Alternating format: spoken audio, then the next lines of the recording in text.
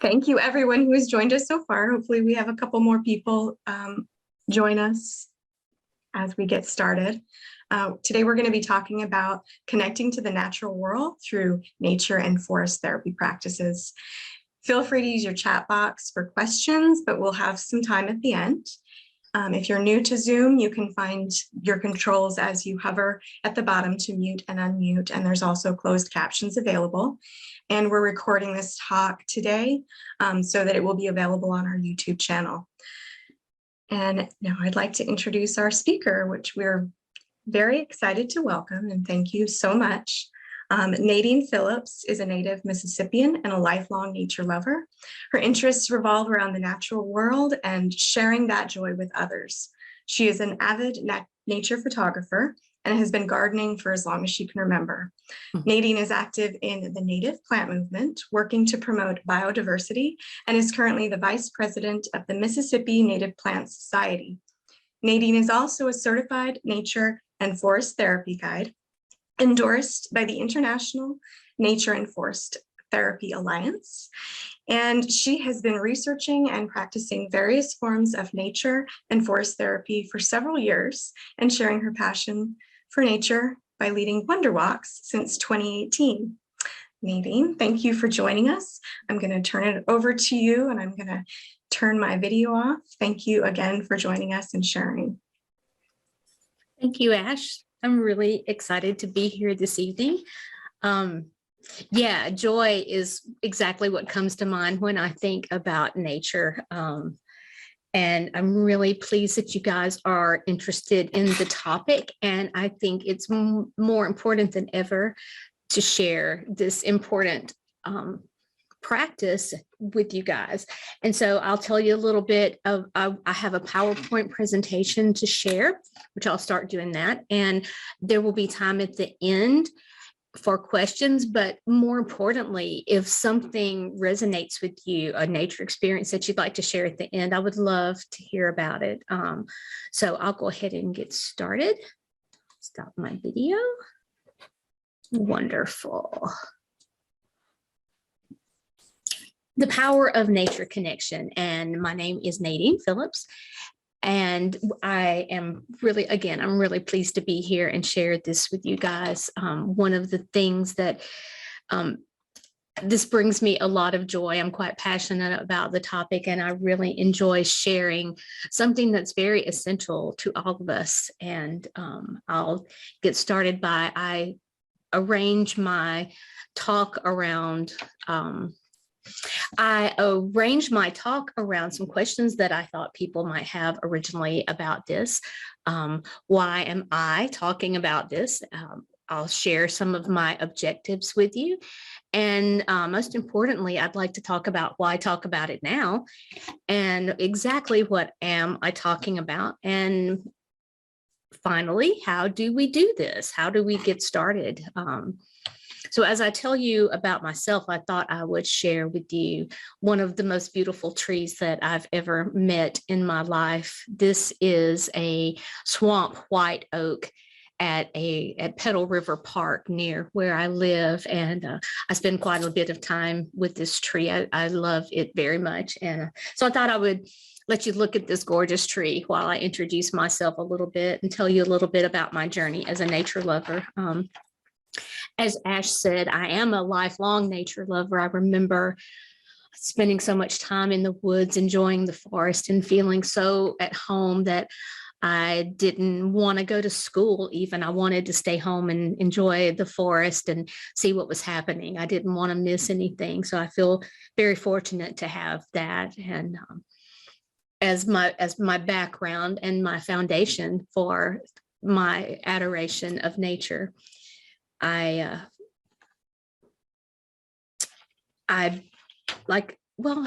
has already told you that I'm a gardener, lifelong gardener for as long as I can remember. I'm also involved in the native plant movement, and I've spent a lot of time at conferences regarding how to incorporate native plants and promote biodiversity. And on one of the trips, one of my friends asked me, had I ever heard of forest bathing? Maybe you guys have already heard of the term forest bathing, but I had not. at the time. And she said, well, I think maybe you should look into it because I'm pretty sure that you do it. And so as it turns out, I do forest bathing, and I'll explain to you a little bit more about what forest bathing is as we go along. But as I began to practice more forms of nature and forest therapy, I just started leading wonder walks to share with other people. And then last year, I think it was in December of 2021. I've started a year ago working on my certification for the International Nature and Forest Therapy Alliance. I was very excited to have that happen so I could actually have training versus me learning and doing things on my own. So I've been really enjoying the deepening of my education through that. And so I'll tell you more about the International Nature and Forest Therapy Alliance.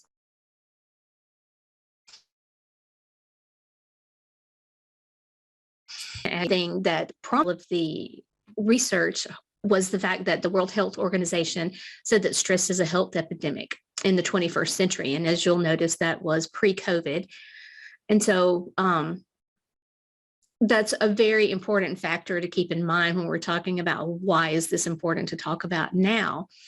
But interestingly enough, the research that is supporting these this new form of stress relief in forest medicine, it began in the 1980s, actually, when the Japanese government recognized that there were rising levels of stress and depression, dangerous levels in government workers, a lot of suicide. And so as a result, there was a ministry in Japan, the Ministry of Fisheries, and other wildlife agencies got together and promoted workers spending time in local old growth forests that surrounded the cities in Japan. Japan is like 69% covered in old growth forests. And so a practice that started, people just spent time in the forest, just traversing through the forest with regularity. And as a result, they started noting physiological benefits. People were feeling better, stress relief had occurred, and they started taking physiological measurements to see what was going on, what was happening. And they realized that part of that was the act of people being in the forest atmosphere and traversing through the atmosphere. And as it says there, taking in the forest atmosphere. The Japanese term is pronounced Shinrin-yoku, and there's a literal translation meaning bathing in the healing atmosphere of the forest. And so across the last 3 decades, it's led to the development of a public health approach in forest therapy.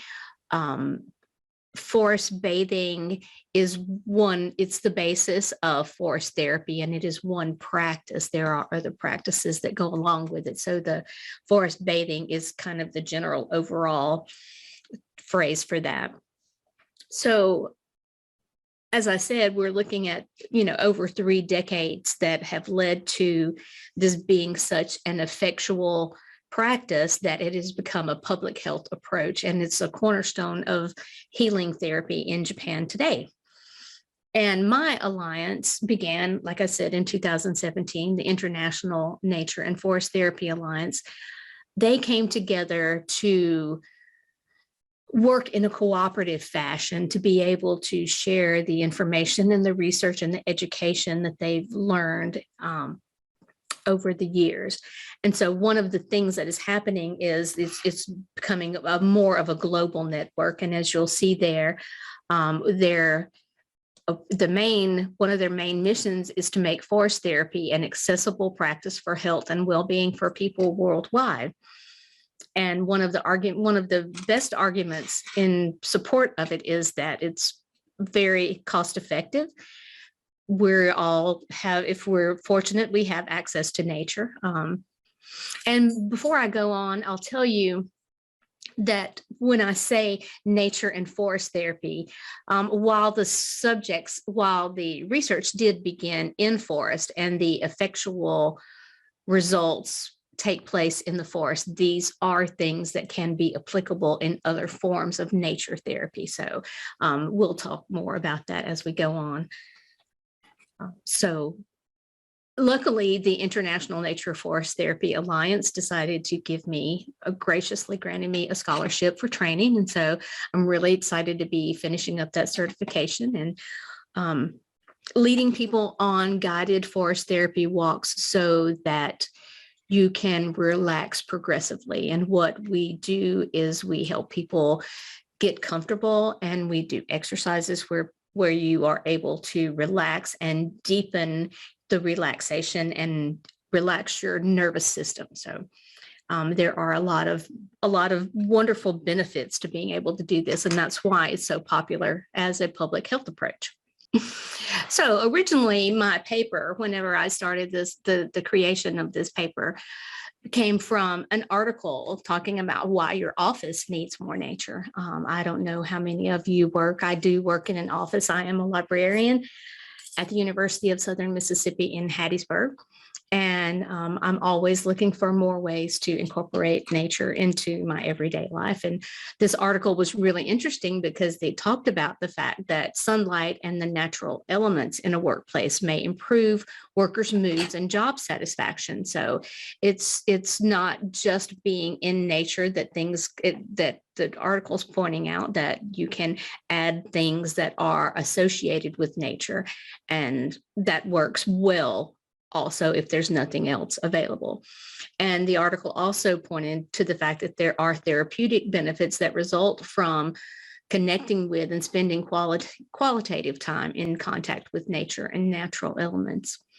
One of the shattering things that I found in the article was that the average American spends 90% of their time indoors. The Environmental Protection Agency gave that information early to 2020, I believe it was.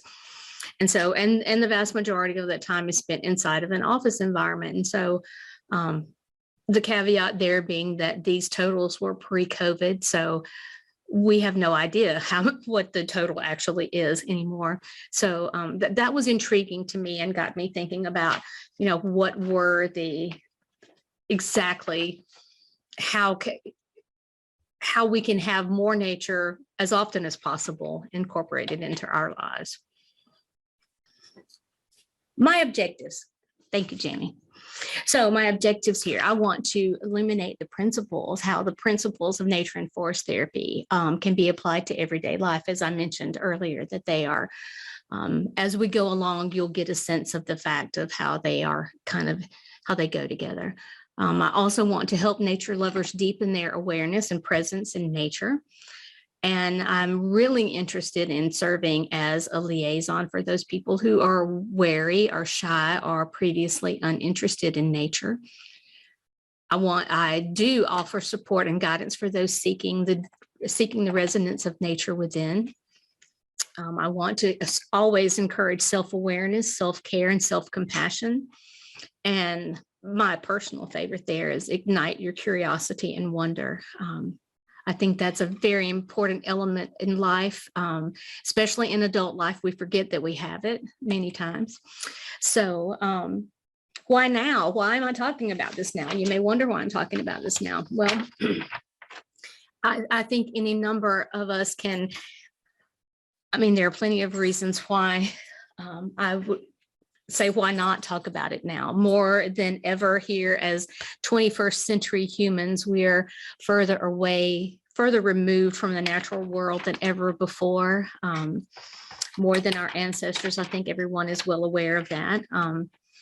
And again, talking back to about our work life and being inside, we all have to have jobs, we all have to work, we all have all those things that are pressing on us, but they are things that again take us away from direct contact with the natural world. And the principle of nature deficit disorder was coined in the 1970s by a journalist named Richard Louv, who spoke about the fact that he was worried about that children were not spending time in the woods. He's the author of the famous book, Last Child in the Woods. And he coined the term nature deficit disorder, how we are constantly at a deficit of that contact with the natural world. Another thing that we're all constantly plagued with is technology distraction, me not being able to space my PowerPoint here. But something really interesting that I wanted to add about technology distraction, I'd like to put a fine point on it. I found research recently from an organization that did a review about cell phone habits and usage in American adults. They did the test early in January, and I'm not joking. I can provide the article. It said that the average American cell phone usage is just usage, not really even, actually what I should say is you check your phone an average of 344 times a day, which turns out to be an average of every 4 minutes. And so that's not necessarily making a call or checking email. It's just looking at your phone. It's just seeing if you have a notice. So I found that sobering. I don't believe I check mine that many, but if I even stop and think, I probably, without thinking, check it. I would imagine at least 100 times. So again, that's pretty disturbing when you think about how much of a hold that has on us, that we have that habitual pattern going on without even really realizing it. So, but again, I can't offer proof of the article. So if you want to read it, you can scare yourself a little more later. So, but another why now is, of course, the COVID pandemic. And we know what has happened with the outright effects. We know about the fact that it's an unprecedented time in human life, and that there's been so many lives lost. And so we know about the outward effects, but I listened to a really interesting podcast interview with a neurophysicist who talked about the fact that there are hidden effects that we as human animals were completely unaware of, that are on a much more subtle level than actually the physical symptoms of the virus. And that is the fact that the moment our nervous systems took in the knowledge that there was a threat of a global virus, that everyone's nervous systems went on red alert, whether we realize it or not. Of course, we probably don't realize it, and we're totally unaware of the fact, because this is basically our operating system. It keeps us going, and it's our body's way of protecting itself. And so when it took in the cognition that there was a threat, everyone's body's on red alert. So the podcast was about allowing yourself to understand that if you have felt throughout this period of time, whether you've gotten physical symptoms of the virus, if you've felt weird, fatigued, out of sorts, stressed out, that those are things that are not necessarily your fault, that is your body's way of trying to protect you in the best way that it knows how, from a threat that it doesn't fully understand. And the other part of that is the threat has not gone away yet fully. So it's an unprecedented time for us as individually and as a collective species, that everyone's stressed out in ways that we don't all necessarily understand. And so that was another one of the reasons that it seems more important than ever that we figure out ways to protect our physical health and our mental health, and not just, and we can help our families and our loved ones when we're taking care of ourselves most effectively. So that's my motivation for the why now. to be able to share that. And I would like to share this video with you that kind of hints at what's going on. And I hope you enjoy.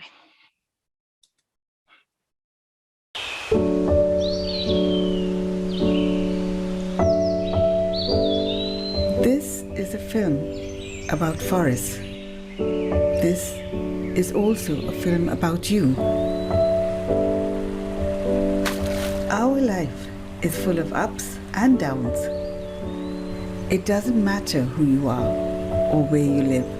There are always moments when your heart is broken, burnt, or hurt. When you have to face failure, rejection, or loss.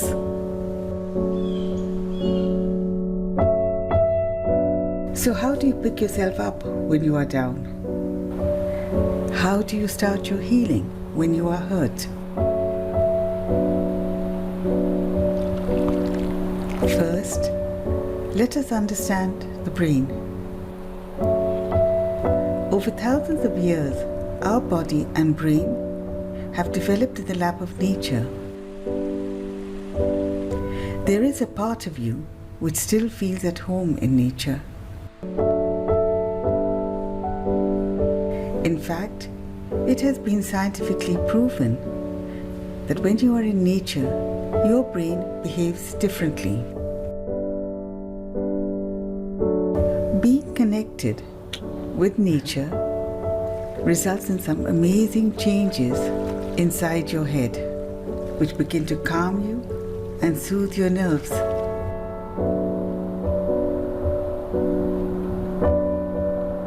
Your body picks up these signals to boost your immunity and your healing abilities.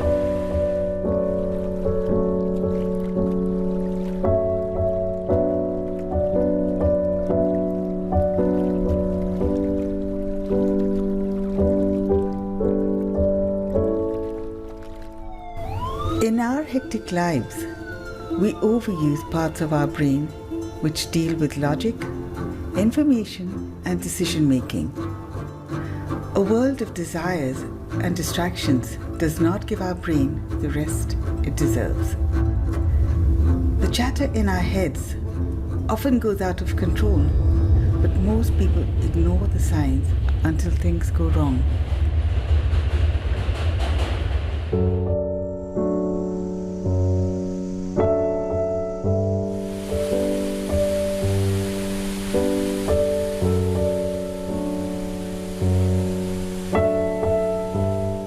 Many people turn to alcohol and drugs. Some resort to medicines and expensive therapies to get relief from symptoms. Only a few spend time and effort in finding the root cause of the problem.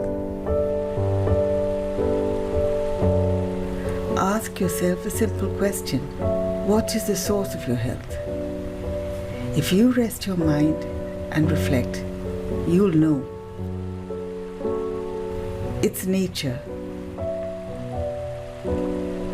Reconnecting with nature is like resetting your brain.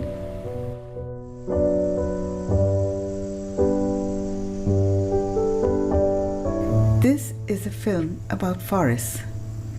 This is also a film about you.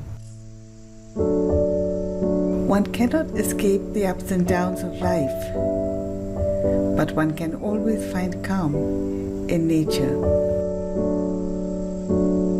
One can always find comfort and clarity in the company of woods.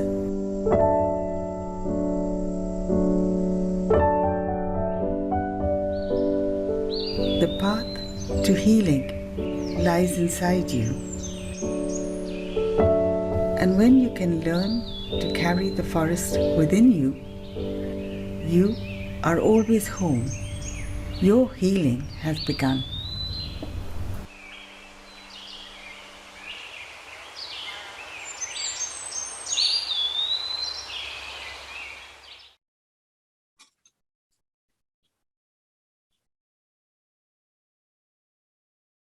I always love that video.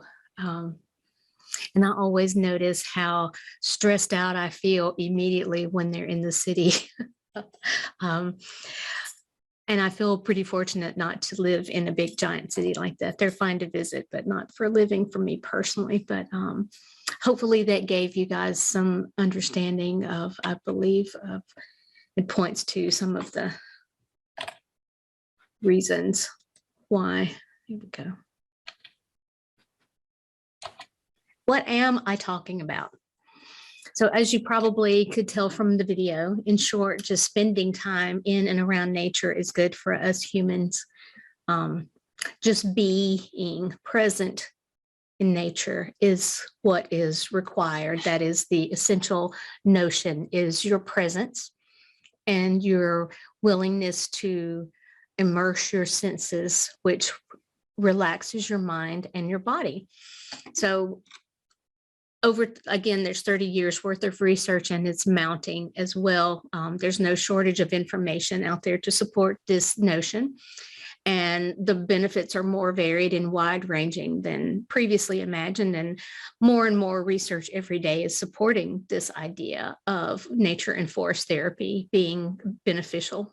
So, again, one of the things that I find as a librarian, that since I've been doing the research, is I've been steadily watching the information mount. This is an emerging discipline. What we're seeing before us is the emerging of a new discipline with regard to there being research and scholarship to support these things. There's scientific research that's been teasing out there's a myriad of helpful physiological and psychological benefits that benefit us humans. Of course, the degree and measured health benefits, they vary from person to person due to all sorts of factors. Overall constitution, of course, health, gender, genetic disposition, those sorts of things. But as it says at the bottom, my key point here is that the more people are present in nature and among natural elements, the better. The effects are cumulative, and even just 5 minutes can make a difference. I will tell you this, there are doctors out there who are writing prescriptions for people to spend time in nature. There is a public health initiative in Canada now where doctors are writing year-long passes for people to the national parks in order to improve their health. So you may be wondering what is at the basis of all this. What is the factor that makes it go? So phytoncides are the active compound. That's the magic behind forest therapy. That's what people are walking through the forest and they are inhaling phytoncides. And phytoncides are, as it says here, substances that are emitted by plants and trees. And generally it refers to the aroma of the forest. And phytoncides are produced to help plants and trees protect themselves from harmful insects and germs. So the things that protect plants and trees are also protecting us as we inhale them, as we are walking through the forest. And they don't only exist in forests, they can be found in vegetables and fruits as well. So my graphic here shows that as it goes in, you inhale the chemicals and they store themselves in your body, which is why the more often you do it, the better it is for you because of the cumulative effect. So the main direct effects of these phytoncides, as you saw in the video, there were mentions of some of these, but the major ones here are, in fact, one of the first indicators that led the Japanese scientists to start the physiological testing was the reduced blood pressure. That was probably the first and the most obvious of things that was happening. Reduced blood rate, stress hormones are released, or reduced, sorry. And one of the really interesting key factors that propelled the research over the years is the fact that when you're breathing in the phytoncides, your body experiences a surge of the creation of your body's natural cancer killing cells. So you have those blood cells that are increased whenever you're breathing in phytoncides. The more often they accumulate, the better the activity, or more prominent the activity is. And the interesting thing about phytoncides is they are antifungal, anti-inflammatory, antimicrobial, and antibacterial, all again emitted by trees and plants. There you go, increased happiness and positivity, energy level, better concentration. And so we have indirect effects there. And again, we're talking more cumulative effects here of improving your immune system. Overall fitness level is increased. Decrease in anxiety and reduced risk of getting depressed. Better and more regular sleep. I really personally appreciate any opportunity to have enhanced ability to focus and sharpen cognition. So a lot of indirect effects of the practice. And so we'll move on now to how do we do this? You probably already realize, each one of you who are here, you probably already realize that you already do some of these things naturally. We humans already do these. We are, given that we are essentially part of nature, we are nature ourselves. So these are really interesting ways to kind of help you walk into a practice on your own, to sort of get started, to experience the feeling. I like to tell people, above all, to start to be patient and actively open and set an intention of connecting. That's the idea of having yourself present in those moments to be able to connect and relax. Slow down and go lightly. And above all, mute all your devices. I understand there is a huge trend and a wonderful trend of people identifying things with their phones and using apps and that sort of thing, but there's always time for that. You can come back later and identify things for the purposes of immersing yourself in nature and forest therapy. You need to be present in yourself and have your devices put away. And as I said, we're immersing our senses and engaging. And those are the gateways to the nervous system. That is the quickest way for our body, our brain, to get the signal to relax. Whenever we're breathing in deeply or listening closely, that's the quickest signal for our body to be able to relax. And an interesting thing, when I say look up, I read an very interesting article about how it's so good for your brain whenever you're able to look up and out into a big wide open space, because that allows your nervous system to kind of relax. When you're busy focusing close on things, it makes sure everything just gets kind of stressed and tight and narrowed in. And when you're able to look up and out, it gives your brain a chance to relax and gives you a sense of lightness. Another thing you can do is notice tiny details and draw close to things that call your attention. I'm hoping there are gardeners out there. I think gardeners have a unique vantage point in being able to connect to the natural world in these ways, because we witness the miracle of seeds growing and earthworms and all insects and things in the garden and birds. And so I think there are a lot of advantages that gardeners have, in many ways. One of the things that led me on my journey toward nature and forest therapy was a awakening of my own childlike sense of wonder. I like to say unleash your childlike sense of wonder, because I just remember that when I had a wonderful experience with a moth in my garden, and I just remember thinking that I needed to know everything there was about this moth, and I needed to know everything there was about the cycle of life. And I felt so in the flow with things. And I just remember that I felt so much like a child. I just remember that I thought I had just learned the coolest thing that I had ever learned in the whole wide world. And wow, that was, we need more wow moments, I would say, and nature's full of so many of them. And also, I encourage you to allow joy and gratitude and thoughtfulness to arise, and seek beauty. I think I know beauty is a major gateway to connection. It's important to be able to be in those moments that delight you and kind of dial up the magic of those moments to just sort of sink into them if you can. Simply be present and be kind to yourself. Give yourself permission to do these things. Back to 21st century human life, we don't always give ourselves the time to enjoy these sorts of things, and we're too busy and we have too much to do, but it's about self-care now. We're learning that it's more important. So it's important to really sink into that. And so where to start?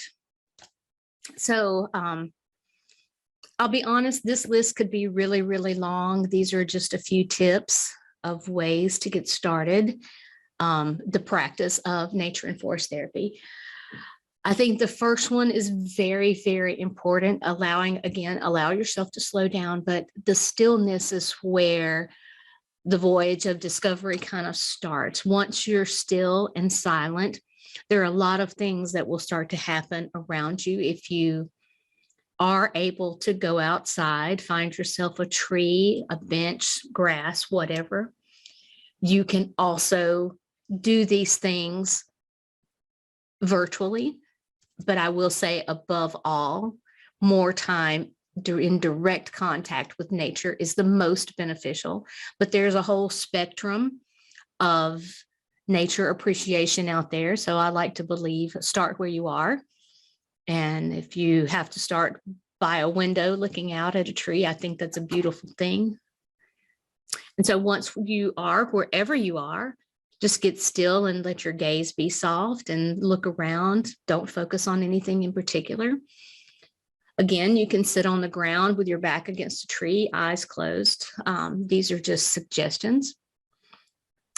It's important to immerse each one of your senses. One of the things, you could easily have a practice where you sat one day and you just listened to things. You could have a practice where you just sat and let the breeze blow over you and inhale the air. Again, give yourself permission to do these things and to take your time. You can enjoy a virtual nature video with or without music. Listen to bird songs or crickets. And I personally love the rustle of the wind in the trees. One of my major recommendations is to read a poem by the poet Mary Oliver. She says that her work was mostly just standing still and learning to be astonished. A wonderful fan and guide to the natural world. I highly recommend Mary Oliver.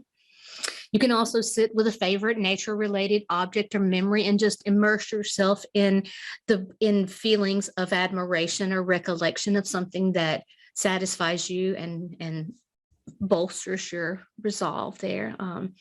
You can also utilize the aroma of essential oils to help you calm your system and lengthen the present moment. Good inhalations will help you lengthen the present moment. And I will tell you that essential oils that are related to conifer trees, cypress trees in particular, will have phytoncides in them. So there's a good healing benefit there for those. So that's where we are. And now to kind of round out, I would like to share a few things with you, a few of my photos, because I got some feedback from one of my walks not too long ago, someone asked me, could you tell me what I need to notice? And I thought about it, and the best way that I know how to answer that is, I can't tell you what to see, but I can help you understand what to look for. The thing to keep in mind is we all have our own call from nature. It speaks to each one of us differently. And one of mine happens to be that I love taking photos, and I love beautiful light, and I love tiny things, and I love the forest floor. So I thought I would just share some of my photos that, well, frankly, they just delight me quite a bit, and I wanted to share them with you because I think some of them illustrate what we're talking about, of being able to spend time in nature and just observe what's in front of you and allow that to refresh you, allow yourself to breathe into those moments. And as I said, dialing up the magic of those moments. And I will tell you, with this beautiful orchid here that I took a picture of I was in Cape Cod in May in a forest, and I did not want to leave this beautiful little orchid. The wind was blowing, the sun was shining, and I just had thought I had never seen anything so beautiful and enchanting in my life. So I had to, of course, I had to share that one with you. And a big, beautiful sky. Wonderful. Again, looking up is so good for your eyes to help you relax and enjoy the clouds. I love to sit and just watch clouds go by there. Watch the weather patterns. It's really good for your sense of delight to enjoy that. I always recommend clouds to people. Here's a lovely garden moment with a passion flower vine that that grows there, and this beautiful little moth. I couldn't resist. I can't not look. And another sky and big bird. We were talking about Ash likes birds too. We all aren't birds special. Come on. Aerodynamic, brilliant, hardworking creatures, beautiful, just majestic. And beautiful dragonflies. I love details, hairy legs, spider webs. And hopefully you get a sense of what I mean when I say just to allow yourself to, of course, you understand about being delighted. We all do. We need more of it whenever possible. Beautiful sunlight. Here's some longleaf pine savanna. This is in Picayune, Mississippi. I volunteer at the Crosby Arboretum. I've been a volunteer there for a while, and I lead forest therapy walks there as well. And this is one of my favorite views. I love that light through the trees. I love the shadows, just the beautiful golden hue. I love everything about it. And to close out, this is another view of my beautiful swamp white oak at the park. I never miss an opportunity to share this beautiful oak. I hope you guys enjoy it. And so there I am. That's it. So I would like to encourage anyone who would like to share things. If you have something you'd like to share, I always love to hear more. Before I turn my camera back on, I'll let you know I'm certainly available to do walks for individuals or groups. Also, if you want just more information about anything that I discussed, if you want that article about cell phone usage, you let me know. I have plenty of information that I'd be glad to share. I also did a podcast interview not too long ago. So if you're interested in hearing my voice even more. So thank you so much for letting me present. And thank you, most importantly, for your patience with my technology here. So thanks, y'all. Thank you. Just to let everybody know that link to the podcast is also in the introduction on our website calendar. So if you wanted to listen to that. Thank you. And I had a question, and then I'll turn it over to anybody who wants to turn on their mic and chat, have a question. But do you have any walks coming up scheduled? There is a walk coming up on the 13th at the Arboretum, actually. It's a Sunday. And I think there are still some slots open for that. And there's one coming up on February 26th, which is a Friday as well, also at the Arboretum. Great. And I'll echo what everyone else has said. Your photos are beautiful. Thank you for sharing them. Oh, thank you. Thank you for looking, because I just think I love, that's one of the things that I was saying about beauty. It sounds ridiculous, but beauty is just so awe-inspiring. And I just think that everyone needs more awe. I definitely do, but thank you so much. Did anyone have any questions or just want to share or comment? Feel free to do it in the chat if you're shy like me, or you can unmute if you'd like.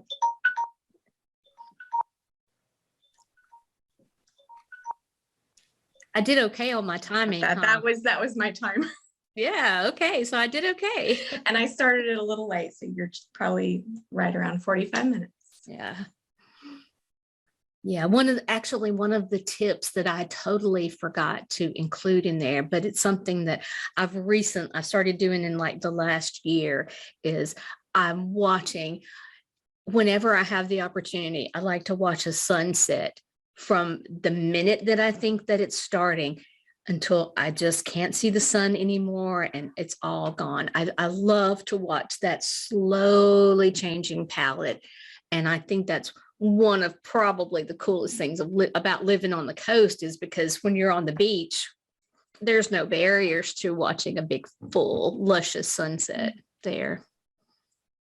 Yeah.